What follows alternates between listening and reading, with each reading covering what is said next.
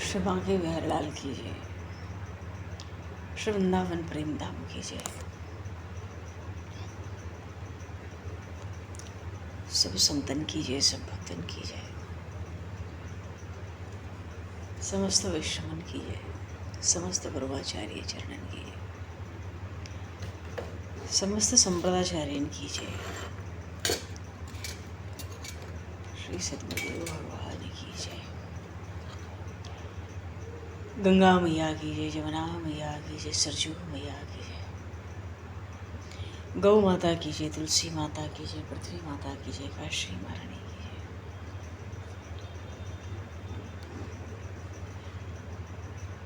जय जय श्री सीताराम, जय जय श्री राधे श्याम, नमः पार्वती पतये, हर हर महादेव।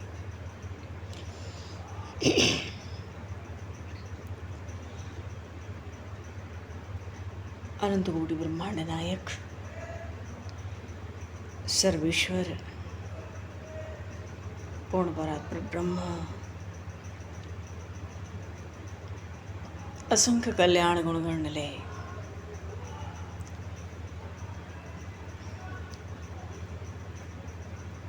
भक्तवांशा कल्पतरु, शरणागत वत्सल, भक्त वत्सल, दीनबंधु दया सिंधु, भगवान श्री राधा माधव की असीम कृपा करने से 84 कोष ब्रजमंडल धाम के हृदय स्थल श्री धाम वृंदावन से हनुमान जी महाराज की परम पावन भावमयी सन्निधि में, महापुरुषों की भावमय उपस्थिति में एवं आप सभी श्रद्धालु भक्त वैष्णव की मंगल सन्निधि में मानव जीवन का सर्वोत्कृष्ट फल भगवत गुणगान, भगवत स्मरण का आनंद हम सभी भगवान श्री कृष्ण की बाल लीलाओं के माध्यम से प्राप्त करने जा रहे हैं। सर्वप्रथम आप सभी भक्तजनों के श्री चरणों में भगवत भाव से सादर वंदन, सादर नमन। आप सभी को यथा योग्य जय श्री राम, जय जय श्री राधे, हरि शरणम जय श्री।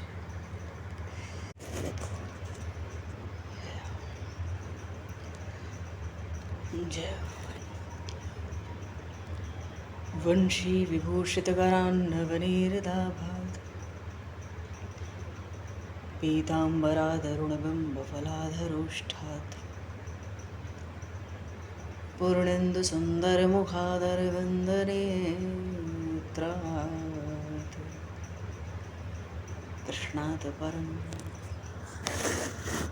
किमपि तत्त्वमपि न जाने, कृष्णात् परं किमपि तत्त्वमहं न जाने।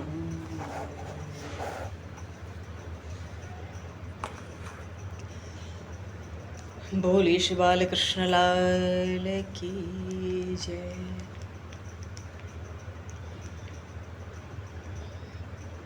श्री राधे कृष्णचंद्र भगवान की जय। भगवान पूर्व प्रसंग में नंद भवन के प्रांगण में देखो, अब तो बाल कृष्ण लाल का वहाँ आनंद ही आनंद है, नित्य का उत्सव ही उत्सव है। और प्रभु का आज अन्नप्राशन होने जा रहा है।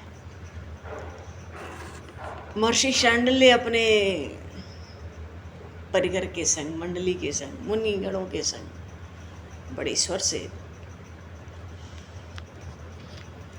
स्वस्ति वाचन करते हैं, वेद मंत्रों का पाठ करते हैं, शंख बजते हैं, दुंदुभियां बजती हैं। आज बालकृष्ण 5 मास 21 दिन के हुए भगवान का जब अन्नप्राशन हुआ। आज सब में बड़ा उत्साह है। आज प्रभु का अन्नप्राशन है और साथ में दाऊजी का भी है, ऋषभ का भी है, विशाल का भी है, अर्जुन जी का भी है, भद्र का भी है। हाँ, जो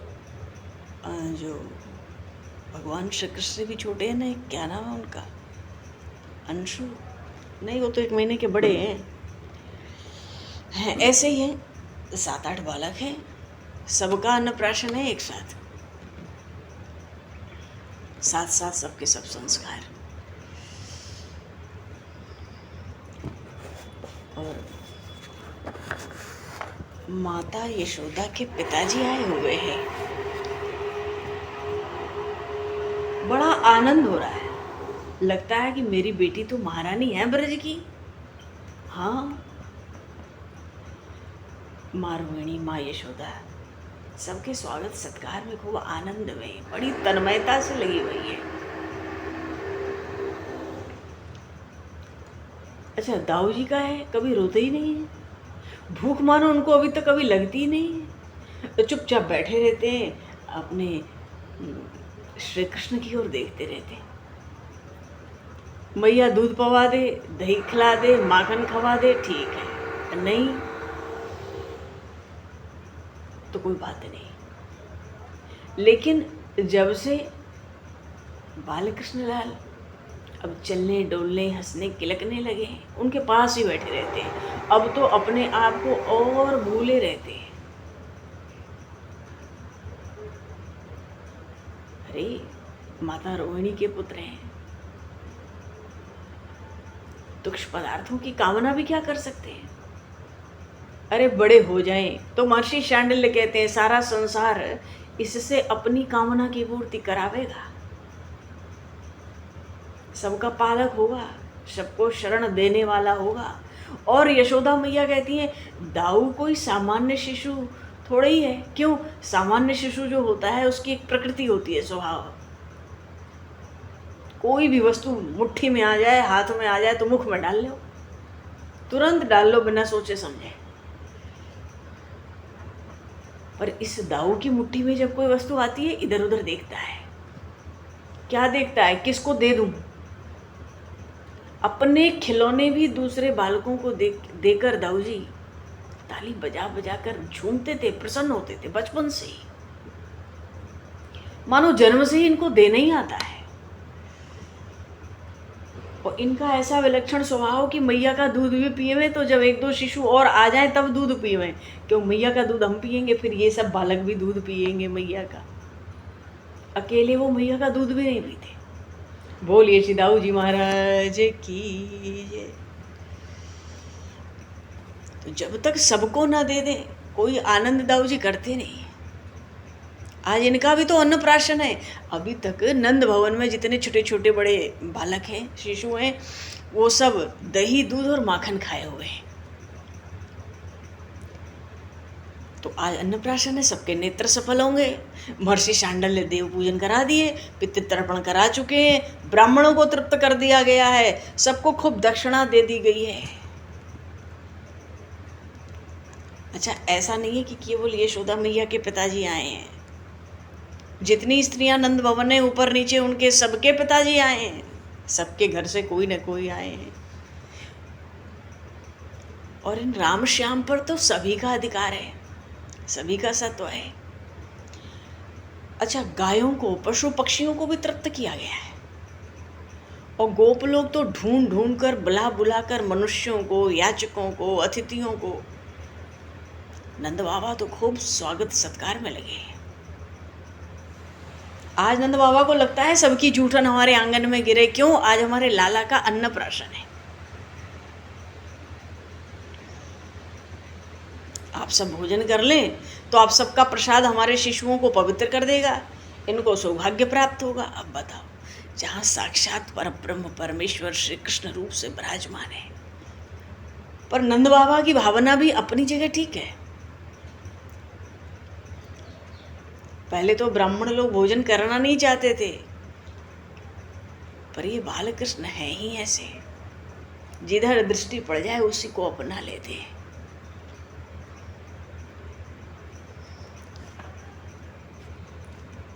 और दूर दूर की गौशाला से भी ना छकड़े भर भर के आ रहे हैं, दान की वस्तुएं, खिलाने पिलाने की वस्तुएं। और जितने गोप हैं वो तो कहते हैं भाई हम तो अपने युवराज का प्रसाद लेंगे। पहले इन बालकों का अन्नप्राशन हो जाए, कन्हैया का अन्नप्राशन हो जाए, उसके बाद हम प्रसाद पावेंगे। और निमंत्रण तो सबका, अरे पूरे ब्रजमंडल को आमंत्रित किया है नंद बाबा ने। आज किसी को भी नंद भवन में जाने में कोई बाधा नहीं है, पर बड़े बूढ़े भी देखते हैं भाई ये नंद भवन में कितने कितने पकवान आज बनाए हैं इन स्त्रियों ने, और एक एक पकवान कितने कितने तरह के। इन गोप कन्याओं को इतना कुछ रसोई में करना कहाँ से आ गया? ऐसा लगता है स्वयं अन्नपूर्णा ही इनके अंदर छिपी हुई है आज।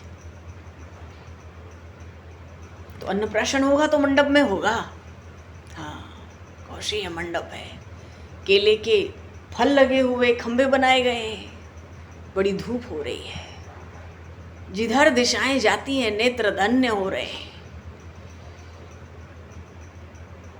और उस मंडप में नंद बाबा गोद में लेके बालकृष्ण लाल को आ गए हैं। बोलिए श्री बालकृष्ण लाल की जय, श्री नंद नंदन श्याम सुंदर भगवान की जय। उस मंडप की भी बड़ी भारी शोभा है जहाँ अन्नप्राशन होना है। और प्रभु के मुखारविंद पर उनकी काली घुंघराली अलकें। आज तो मैया यशोदा ने छोटा सा मोर पंख लगाया है उनको। उनकी जो अलके हैं उनमें भी पुष्प मानो ऐसा लग रहा है जैसे छोटे छोटे पुष्प गुथे हुए हैं। मस्तक पर काजल का एक बिंदु है। नेत्र तो ऐसे ही कमल के समान बड़े बड़े बड़े हैं, और वो भी काजल लगे हुए और बड़े दिखते हैं। उन बड़े बड़े नेत्रों से प्रभु इधर उधर देखते हैं, हाथ हिला रहे हैं। नंद बाबा की गोद में मंडप में आ बैठे, पर चंचल इतने। दाऊ जी महाराज जितने शांत, बालकृष्ण उतने ही चंचल है। अच्छा, दाऊ जी ने देखा, अरे बालकृष्ण मेरा अनुज तो आ गया बाबा के संग। तो दाहिने हाथ की तरफ जगह बना के दाऊ जी भी जाके बैठ गए। और फिर क्या, फिर भद्र हैं, विशाल हैं, ऋषभ हैं, अर्जुन हैं, और नंद बाबा के जो छोटे बड़े भाई हैं, दो दो, तो 4 बालक तो यही हैं, और सब आके सट के बैठ गए वहाँ, सब पास आ गए। ऐसा लग रहा है झांकी को देख के जैसे नंद बाबा तो पूरे नंद भवन नंद प्रांगण के पिता हैं। इस समय सबको लेकर बैठे हैं। इतने में भगवती पूर्णमासी की मधुमंगल क्यों पीछे रहेंगे? बाबा सबसे पहले मैं दौड़े आए। अब ये क्या, कोई जो नए नए मेहमान आए वो सोचते हैं अरे जब मैं पहले आया था तो ये लगभग 5 वर्ष का था, अब तो दाऊ से मुश्किल से 2 साल बड़ा दिखता है, उसमें भी बड़ी कठिनाई मालूम पड़ रही है। मधुमंगल की अवस्था तो मधुमंगल के हाथ में, वो बढ़ता ही नहीं है शरीर से, उतना ही रहता है, कभी घट जाता है कभी बढ़ जाता है, बस उतने में ही रहता है 5 वर्ष के आगे पीछे। सबने मधुमंगल को बहुत कहा क्योंकि ब्राह्मण का बालक है, भाई तू ब्राह्मणों के साथ भोजन कर ले, पर मधुमंगल ने किसी की नहीं सुनी। और जब नंद बाबा आ गए बालकों को लेके, शिशुओं को लेके उस आंगन में, तो कहते मैं सबसे बड़ा हूँ, मेरा अन्नप्राशन सबसे पहले करा दो। कितना प्यारा बोलते हैं वो, कितने भोले दिखते हैं। नंद बाबा से मंडप में आके कहते हैं कि मेरे हाथ में मोदक दे दो। नाना जी तो रीझ गए मधुमंगल पे, अरे तू मेरी गोदी में आ, मैं तेरा अन्नप्राशन करूंगा। गोदी में बैठ गए जाके नाना जी के भी। इधर महर्षि शांडिल्य ने अग्निदेव का मंडप में पूजन किया, और जो रस के इष्ट कहे गए हैं वरुण देव, उनका पूजन किया गया। अन्न के जो अधिष्ठाता हैं उनको उनका भाग दे दिया गया। मंगलगान होने लगा, शंख ध्वनि होने लगी, स्वस्ति पाठ, जयनाद सब होने लगे। और इन सब के बीच में नंद बाबा ने नन्हा सा ग्रास उठा के पहले दाऊ जी के अधरों पर लगा दिया। बोलिए श्री दाऊ जी महाराज की जय। अरे दाऊ बाबा बड़े हैं ना, दाऊ जी बड़े हैं, तो नंद बाबा ने पहले उनका अन्नप्राशन किया। अब तो इनके अधर फड़फड़ाने लगे, कुछ धरती पे गिर गया, कुछ पेट के ऊपर गिरा लिया। नंद बाबा की ओर देखने लगे, और देख के ऐसे देखते देखते ऐसे हैं मानो कुछ उलाहना दे रहे हो, बाबा ये क्या तुमने मुख में डाल दिया, अरे कछु माखन देते, कछु दधी देते, ये कौन सा स्वाद है। बात ये है कि व्यंजन तो इतने बने हैं कि नमक के भी हैं, कसैले भी हैं, चाटने के भी हैं, चबाने के भी हैं, चूसने के भी हैं, मीठे भी हैं, पर इन शिशुओं ने, इन बालकों ने अभी तक दूध, दही और माखन खाया है। तो अच्छा नहीं लगा, जो भी गया बाहर निकालने लगे।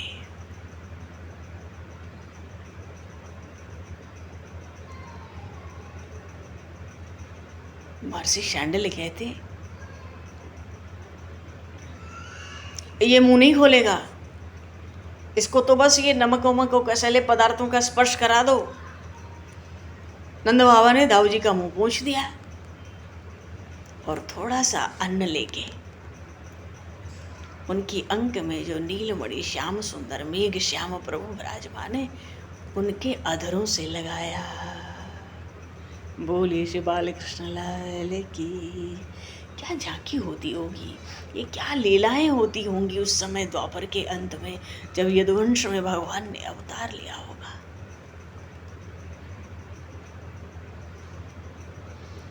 भगवान की विलक्षण रूप माधुरी, अन्न प्राशन हो रहा है, अन्न का स्पर्श करा रहे। पहले तो प्रभु ने अपने जो होठ हैं उनको फड़काए थोड़े से, पहले थोड़ा, फिर मुंह भी घुमा लिया, मुख बना लिया अपना, तरह तरह से मुंह सिकोड़ में है। मानो बाबा कैसा है ये, कौन सी वस्तु मुख में डाल रहे हो, कुछ मीठा होता तो।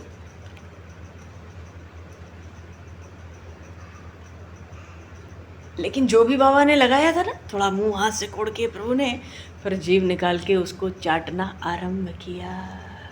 इतनों में तो सब गोपियों का, माताओं का आनंद हृदय में छा गया, हर्ष।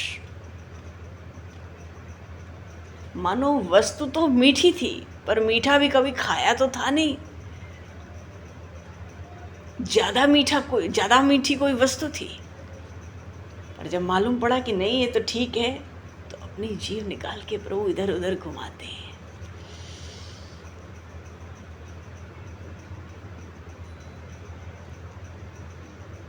सब प्रसन्न हो गए। धन्य है, धन्य है यशोदा रानी को, धन्य है।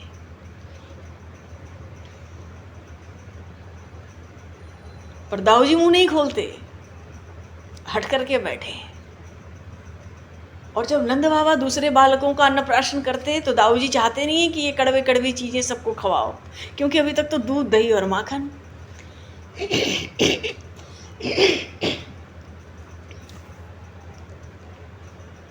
मानो कोई धीरे धीरे कोई नमक की वस्तु चाट रहा है, खा रहा है। खा क्या रहा है, स्पर्श करा दिया बहुत है। कोई मीठी वस्तु को पकड़ रहा है। मानो बालकों को थोड़े थोड़े ग्रास देने की कोशिश की जा रही है, पता तो चले किसकी रुचि क्या है, किसकी नमक पर है, किसकी मधुर पर है। पर यशोदा मैया कहती है, एक मेरा लाल है, देखो। अब झट हर वस्तु के लिए मुंह खोलता है। अरे जब भी दूसरों पर विपत्ति आवे, महर्षि शांडिल्य कहते हैं, ये स्वयं आगे बढ़ के अपने सिर पर लेने वाला है। ये जीवन में सब कुछ स्वीकार करने वाला है।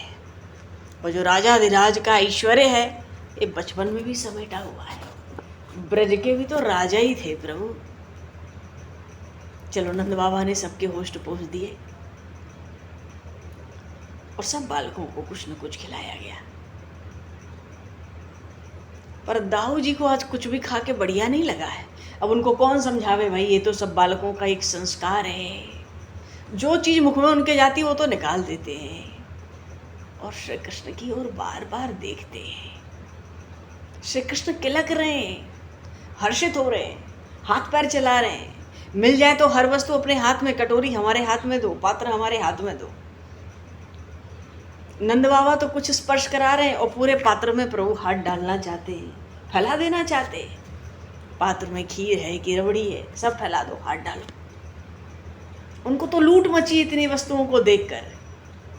और छोटे छोटे बालकों को भी देखते हैं, अपने सखाओं को आसपास, मानो तुम सब आओ इसमें लूटो। खाएंगे नहीं तो फैलाएंगे। 5 महीने के हैं प्रभु। नंद बाबा को जल्दी जल्दी सब कुछ समेटना पड़ा।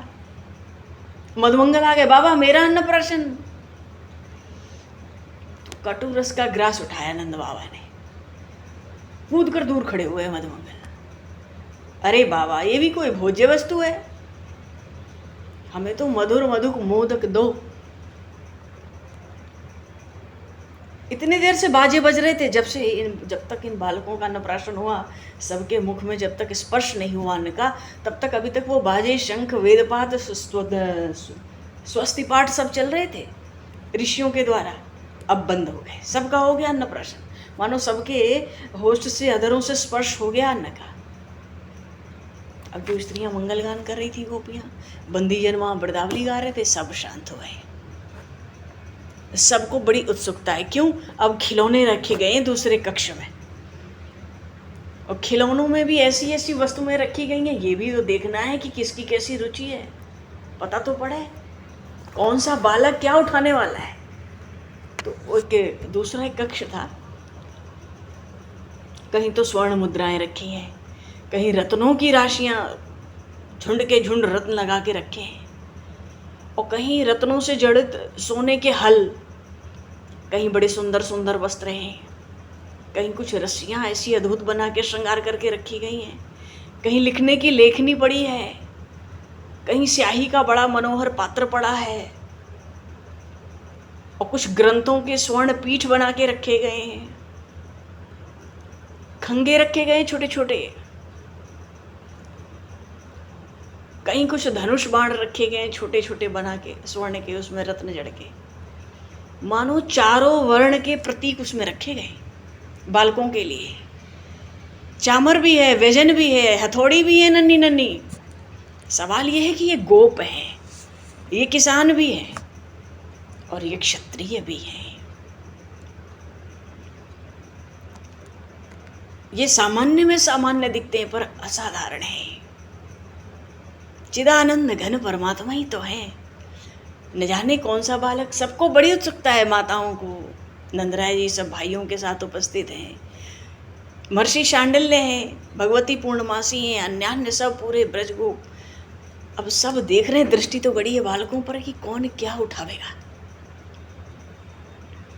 नंद बाबा ने अपने हाथों से वस्तुओं को और इतनी सुंदर तरह से सजा कर रखा था, इतने आकर्षक ढंग से रखा था, मानो इन बच्चों का मन ललक उठे देखते ही। और जो कक्ष का मुख्य द्वार था ना, वहीं से मंडलाकार बिल्कुल सजा के, पर भीतर बना है कि मेरा जो नन्हा ये ब्रजराज कुमार है, ये क्या लेगा, इसकी न जाने कैसी रुचि होगी।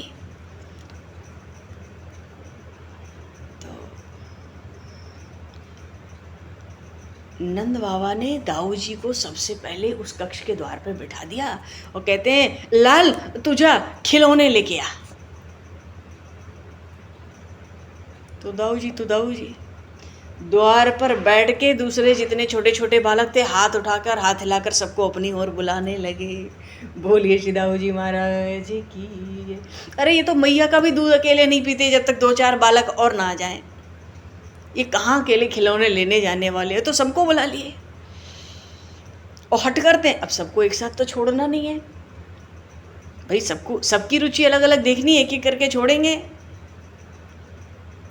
पर हट करने लगे दाऊ जी, सबको छोड़ दो।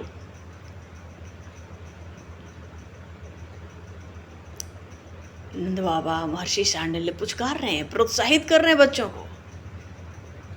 मालूम है ये दाऊ अकेले कुछ भी नहीं लेगा, यही इसकी सबसे बड़ी रुचि है, और बालकों को भेजो 2-4 को, तभी ये कुछ लेगा। इतने में महर्षि शांडिल्य ने कहा दाऊ जी से, भैया तू कोई खिलौना उठा ला, देख ये तेरा छोटा बैठा है बालकृष्ण, तू इसके साथ खेलेगा नहीं, इसके साथ खेल। तो जब श्री कृष्ण को दिखाया, दाऊ जी महाराज लेने के लिए मानो बढ़े, क्या उठाएगा, सबके नेत्र लगे, सबका हृदय भी धड़क रहा है, क्या उठाएगा। वेत्र उठा लिया। महर्षि शांडिल्य के मुंह से निकला, रे ये तो शासक बनेगा। हाथ में राजदंड भी उठा लिया। पर ये हल क्यों उठा लिया इसने, छोटा सा स्वर्ण का? ये क्या शासक भी होगा और किसान भी बनेगा? ये हल क्यों उठा लिया इसने? अरे हमारा ये जो राम है ये कृषक और गोपाल दोनों बनेगा लगता है। बोलिए श्री दाऊ जी महाराज की। उसको लेके श्री कृष्ण के पास खेलने आए।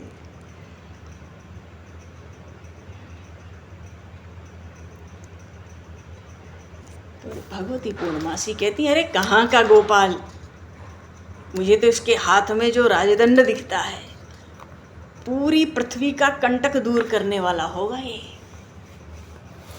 तो देखो ना, जब महाभारत का युद्ध हुआ तो 3 वर्ष की तीर्थ यात्रा में दाऊ जी महाराज गए थे। पृथ्वी के बाहर जितने कंटक थे सबको दूर कर दिए, क्योंकि भगवान श्री कृष्ण को महाभारत के युद्ध में दाऊ जी को नहीं रखना था।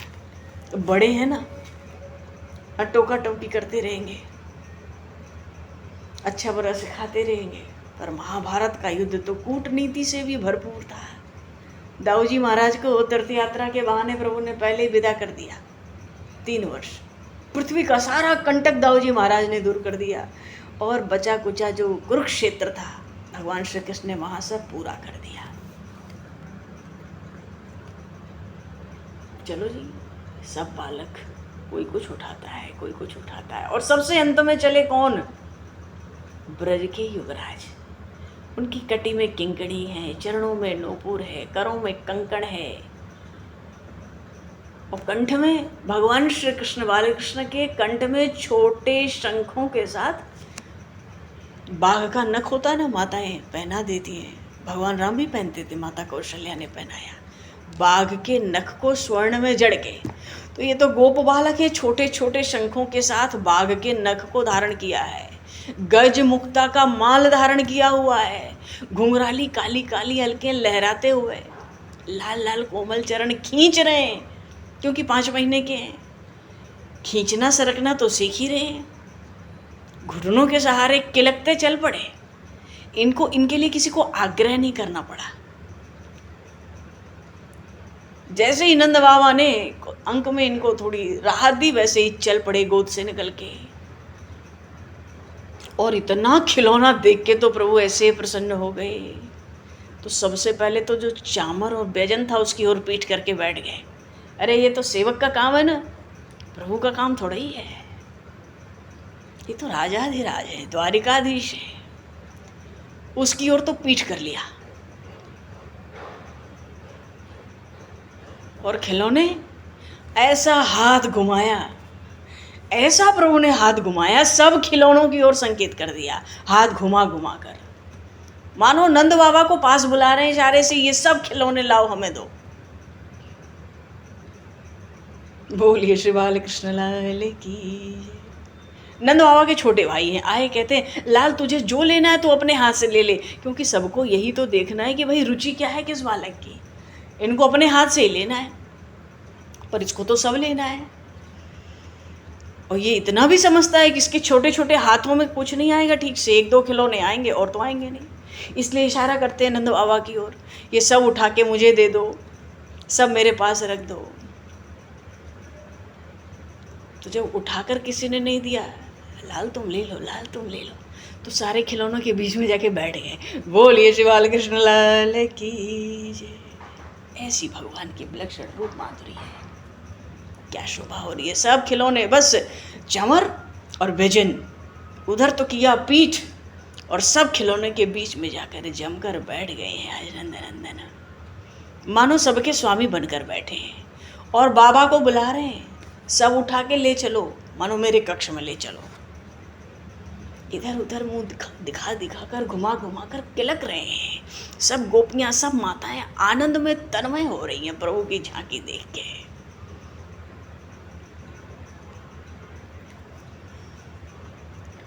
इतने में महर्षि शांडिल्य कहते हैं, अरे ये श्री कृष्णचंद्र तो सर्वतोमुखी उन्नति करेगा जीवन में, ये तो सबका, या यूं कहो कि सब साधनों का ये अधिपति होगा। बोलिए श्री कृष्णचंद्र भगवान की जय। सब साधनों के अधिपति हैं।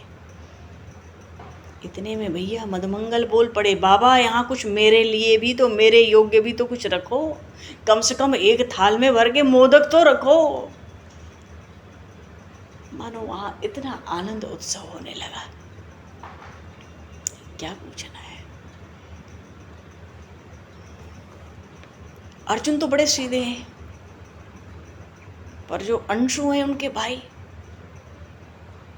अगर बालकृष्ण जग गए सुबह, जगते ही रोना है, क्यों, उस नंद नंदन के पास ले चलो, नीलमणि के पास पहुंचाओ। और जब तक नहीं पहुंचते रो रो कर वो हिचकते ही रहते थे, कुछ भी कर ले मैया उनकी, नहीं।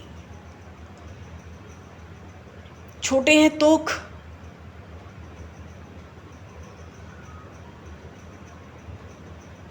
अंशु तो 1 महीने के बड़े हैं, और तोख 20 दिन के छोटे हैं, पर सबको सुबह ही सुबह वहां पहुंचना है। अच्छा, माताओं को भी बहाना मिल जाता था सुबह सुबह यशोदा मैया के पास आने का, क्यों, सबको पता ये बालक रहते ही नहीं है, कन्हैया के बिना ये बालक नहीं रहते। माता कौशल्या के पास प्रभु राम रोते थे, प्रायः तो माता कैकेयी के भवन में ही रहते थे वो। जब कभी माता कौशल्या के पास रहते और कभी अगर रो जाते संध्या के समय, तो माता कौशल्या श्री लक्ष्मण जी महाराज को ले आती, उनके पास बिठा देती, लटा देती, तो प्रभु अपने आप चुप हो जाते थे। बोलिए श्री राम लला सरकार की जय। ऐसा तो सब बालक वहीं पहुंचते, तो माताओं को भी अवसर हो जाता उस नीलमणि इंद्रमणि को देखने का। किससे रहा जाता है उनको देखे बिना, बिना देखे वो घर के काम भी कैसे कर पाती है, वो तो वही जाने। क्योंकि एक बार वो नीलमणि नेत्रों के आगे आ जाए तो और कुछ दिखता भी तो नहीं है।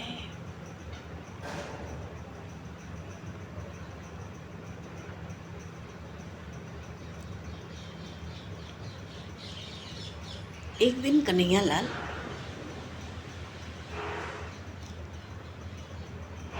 स्वयं उठकर बैठ गए थे। अब ये भी एक उत्सव हो जाएगा। ब्रज में तो नंद बाबा के घर में प्रांगण में उत्सव ही उत्सव है। मानो उठकर बैठ गए का अर्थ है कक्ष से निकले और आके नीचे पृथ्वी पर बैठ गए और देख रहे हैं, नेत्र बिल्कुल चंचल हैं। सुबह सुबह कहाँ हाथ रखा जा सकता है, क्या झपटा जा सकता है, क्या फैलाया जा सकता है, क्या लूट लूं, नेत्र इतने चंचल है। मैया की दृष्टि पड़ी अचानक, अरे कन्हैया कक्ष से निकलकर बैठ गया। मानो तखत से अपने शैया पर से उठ के उतरा होगा, कैसे लटका पटका गिरा, कुछ पता भी नहीं पड़ा, कोई आवाज नहीं, बैठा हुआ है।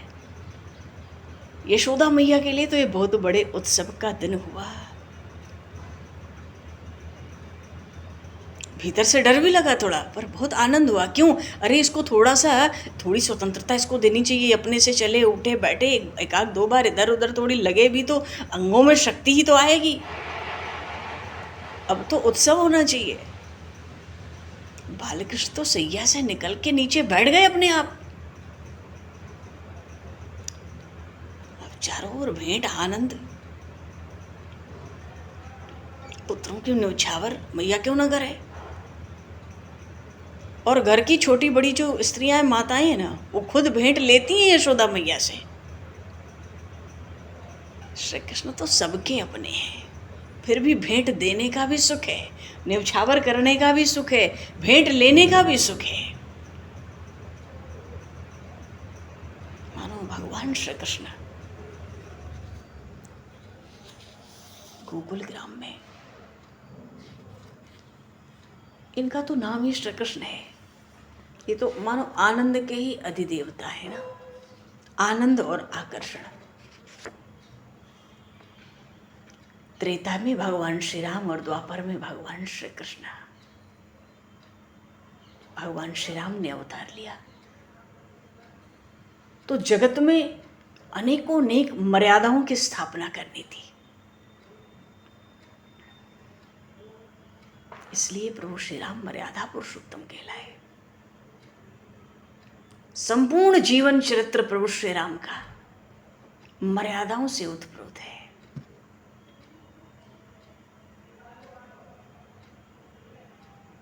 भगवान श्री राम का अवतार परिवार और समाज सब में आदर्श और समरसता,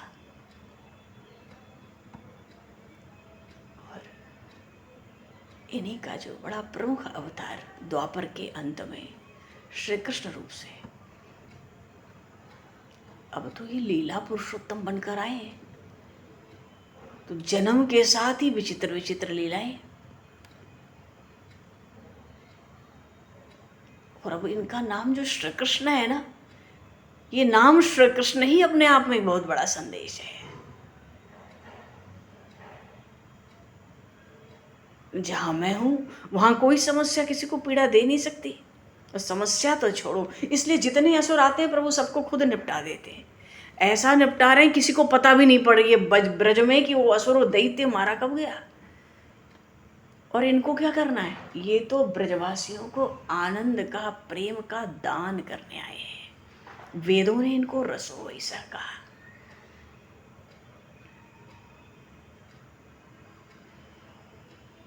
इन प्रभु का स्मरण ही जीव के लिए पर्याप्त है।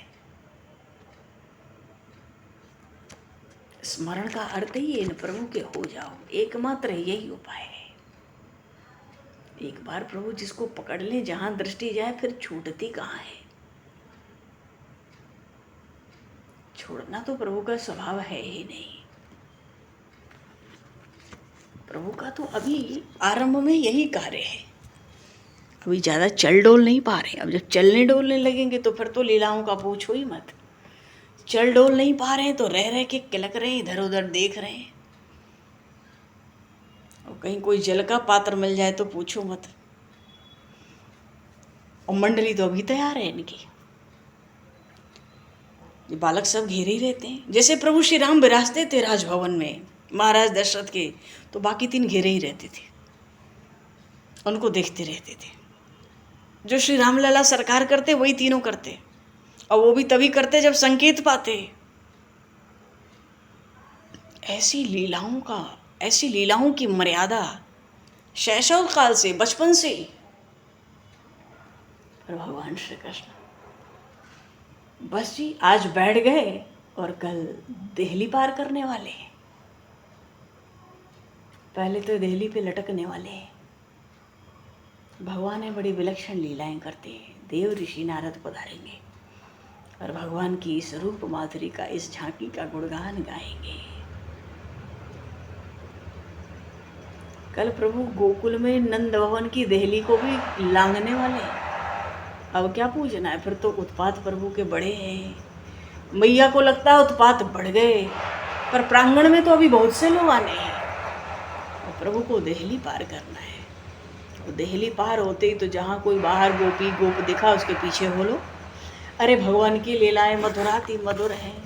बोलिए श्री बालकृष्ण लाल की जय, श्री वृंदावन प्रेम धाम की, श्री राम राजा सरकार की, श्री गौरी शंकर भगवान की जय। जय जय श्री राधे। भगवान आज तो यही समय को रसगत करते हुए वाणी को विराम दिया जाए और वाक्य पुष्पांजलि प्रभु के श्री चरणों में समर्पित। आप सभी को भी यथायोग्य जय श्री राम, जय जय श्री राधे। हरि श्री राम। भगवान जो बोलना चाहे बोल सकता भी हुआ, पर ठीक है।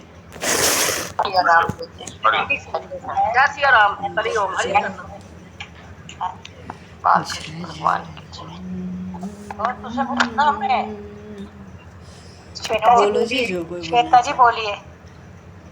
श्वेता जी आप बैठिए, बोलो।